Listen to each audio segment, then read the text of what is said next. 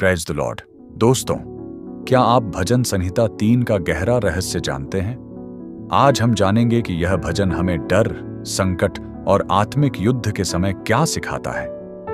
यह भजन दाऊद ने उस समय लिखा था जब उसके चारों ओर शत्रु थे और वह बड़े संकट से गुजर रहा था।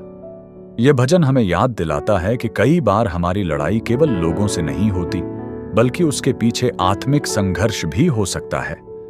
बाइबल बताती है कि शैतान अलग अलग तरीकों से हमें निराश करने, रिश्तों में कलह लाने, भय, चिंता, बीमारी और परीक्षाओं के द्वारा परमेश्वर से दूर करने की कोशिश करता है।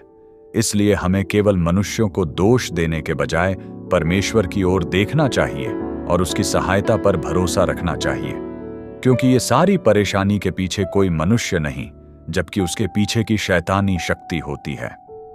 भजन 3 हमें सिखाता है कि चाहे हमारे चारों ओर कितनी भी कठिनाइयां क्यों ना हों, यहोवा हमारी ढाल है, हमारी महिमा है और वही हमारे सिर को ऊंचा करता है। जब हम उसे पुकारते हैं, वह हमारी सुनता है, हमारी रक्षा करता है और हमें शांति से विश्राम देता है। आइए अब विश्वास के साथ भजन संहिता 3 का पाठ करें और परमेश्वर से प्रार्थना करें कि वह हमें हर प्रकार की बुराई और शैतान की योजनाओं से सुरक्षित रखे तथा हमें अपने अनुग्रह और शांति में स्थिर बनाए। भजन संहिता 3। हे यहोवा, मेरे सताने वाले कितने बढ़ गए हैं, वह जो मेरे विरुद्ध उठते हैं बहुत हैं। बहुत से मेरे प्राण के विषय में कहते हैं कि उसका बचाव परमेश्वर की ओर से नहीं हो सकता।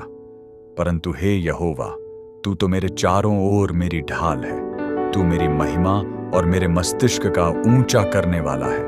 मैं ऊंचे शब्द से यहोवा को पुकारता हूं और वह अपने पवित्र पर्वत पर से मुझे उत्तर देता है। मैं लेटकर सो गया, फिर जाग उठा, क्योंकि यहोवा मुझे संभालता है। मैं उन 10,000 मनुष्यों से नहीं डरता जो मेरे विरुद्ध चारों ओर पांति बांधे खड़े हैं।